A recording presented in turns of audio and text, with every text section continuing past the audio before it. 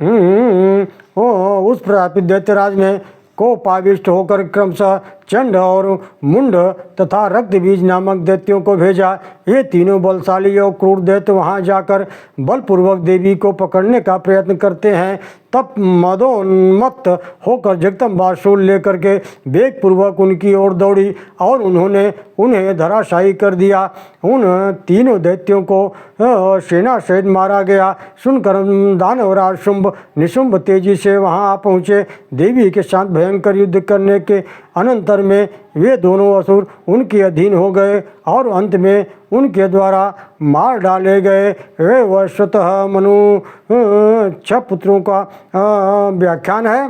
वैवस्वत मनु क्रूर पृषक नभाग दिव्य शर्या तथा त्रिशंग नाम के 6 पुत्र थे, जो क्रमशः दक्ष सावर्णी, मेरु सावर्णी, सूर्य सावर्णी, इंद्र सावर्णी, रुद्र सावर्णी और भीषण सावर्णी के नाम से प्रसिद्ध हैं। इन सब ने भक्ति भाव से भगवती की आराधना की, जिसके फल से क्रमशः 9वें 10वें 11वें 12वें 13वें 14वें मनु हुई। भ्रामरी देवी के मामला है। प्रकट की मामला पूर्व काल में अरुण नाम का एक महान बलशाली दैत्य था। उसने ब्रह्मा जी की तपस्या करके अद्भुत वरदान प्राप्त कर लिया था। युद्ध में पुरुष स्त्री 2 पैर या 4 पैर वाले प्राणियों या उस उभय आकार वाले प्राणी से उसकी मृत्यु नहीं हो सकती। वर के प्रभाव से उन्मत्त हुए अरुण नामक दैत्य ने संसार में त्राहि त्राहि मचा दी। तब देवताओं की प्रार्थना पर भगवती भ्रामरी देवी के रूप में प्रकट हुई। उनकी माला हाथ में असंख्य खटपग भ्रमर स्थित थे। उन भ्रामरों अरुण और उनकी सेना पर आक्रमण करके सबको मार डाला। इस प्रकार भगवती भ्रामरी की कृपा से देवताओं तथा संपूर्ण जगत को अरुण दैत्य के अत्याचार से मुक्त मिला।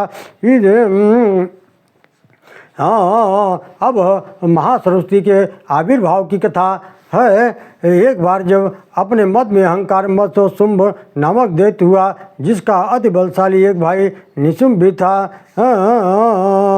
नारद जी ने कहा, हे प्रभु, ये भ्रामरी देवी कौन है? आप उनकी कथा हमको श्रवण सुनाइए। भगवान नारायण कहते हैं कि जब देवता दैत्यों का युद्ध हो रहा था तो देवता परास्त होने लगे, जिससे भगवती ने अनेक रूप धारण करके भ्रमरों को प्रेरणा दी। वे सभी भ्रमर चारों ओर उड़कर जाने लगे। वे दैत्यों के शरीर में मधुमक्खियों के समान अनडंक मारते थे। वहाँ कोई अस्त्र शस्त्र काम नहीं करता था। वह भ्रमर के डंक मारने से उसी अवस्था में मृत्यु को प्राप्त हो जाते थे। कुछ ही समय में सभी दैत्यों का विनाश हो गया।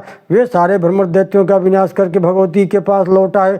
तब देवताओं ने भगवती की स्तुति की। जो भी भ्रामरी देवी के इस चरित्र को पढ़ता या सुनता है, वह भवसागर से पार हो जाता है। ओ नमो दिव्य महादिव्य शिवाय सत्यम नमः। नमः प्रकृत्यै भद्राय नीता प्रणता स्मताम। अब यहाँ एक स्तुति है, भजन है। मैं बालक तू माता शेरावालिए, है अटूट यह नाता शेरावालिए। हे शेरा वालिए माँ, पहाड़ा वालिए माँ, मेहरा वालिए माँ, ज्योति वालिए। मैं बालक तू माता शेरा वालिए, मैं बालक तू माता शेरा वालिए। तेरी ममता मिली है मुझको, तेरा प्यार मिला है। तेरे आंचल की छाया में मन का फूल खिला है। तूने बुद्धि, तूने साहस, तूने ज्ञान दिया है। मस्तक ऊंचा करके जीने के वरदान दिया माँ। तू है भाग्य विधाता, मैं बालक तू माता शेरा वालिए। मैं बालक है अटूट यह नाता शेरा वालिए। जब से दोनों नैने में तेरी पावन ज्योति समाई, मंदिर मंदिर तेरी मूरत देने लगी दिखाई। ऊंचे पर्वत पर मैंने भी डाल दिया है डेरा। निज दिन करें जो तेरी सेवा, मैं ओ दास हूँ तेरा। रहूं तेरे गुण गाता, मैं बालक तू माता शेरा वालिए। है अटूट यह नाता शेरा वालिए, है अटूट यह नाता शेरा वालिए। मैं बालक तू माता शेरा वालिए। बोलो जगदम्बा मैया की जय। सज्जनों, अब यहीं पे 10वें स्कंद की कथा यहीं पे समाप्त होती है। हम कथा को यहीं विराम देते हैं। कल 11वें और 12वें स्कंद की कथा हम आप लोगों के समक्ष लेकर प्रस्तुत होंगे।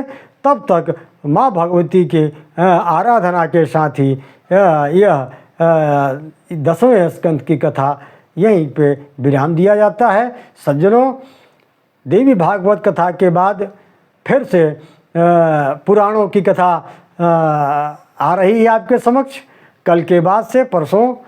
और हम ये चाहते हैं कि ज़्यादा से ज़्यादा लोग अनंत पत्र हमारे चैनल को लाइक करें, सब्सक्राइब करें और हमारे दिए गए इस चैनल पे लिंक के द्वारा सब्सक्राइब करके अनंत समय तक भागवत कथा रूपी अमृत का रसपान करते रहें, अपने जीवन को धन्य बनाते रहें।